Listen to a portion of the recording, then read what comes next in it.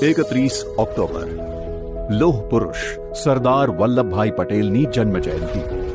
માનનીય વડાપ્રધાન શ્રી નરેન્દ્રભાઈ મોદીની પ્રેરણાથી આ દિવસ બન્યો રાષ્ટ્રીય એકતા દિવસ. સરદાર સાહેબની 150મી જન્મ જયંતિના અવસરે આ વર્ષે રાષ્ટ્રીય એકતા દિવસ બનશે ખાસ.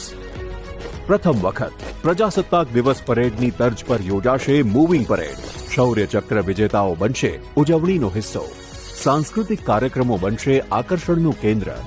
Rifle drill, dog show, martial art, motorcycle daredevil show કાર્યક્રમને બનાવશે વધુ રોચક. માનનીય વડાપ્રધાન શ્રી નરેન્દ્રભાઈ મોદીને અપાશે ગાર્ડ ઓફ ઓનર. આકાશને શણગારશે ભારતીય વાયુસેનાનું flypast. National school of drama દ્વારા સરદાર સાહેબના જીવન પરનું લોહ પુરુષ નાટક આપશે રાષ્ટ્રીયતાની પ્રેરણા.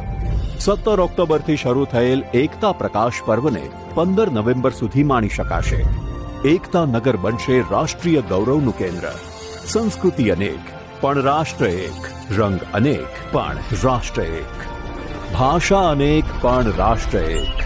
સરદારના સ્વપ્નનું ભારત, એક ભારત શ્રેષ્ઠ ભારત. આવો એકતાનગર સ્ટેચ્યુ ઓફ યુનિટી ખાતે ઉજવીએ રાષ્ટ્રીય એકતા દિવસ 31 ઓક્ટોબર 2025.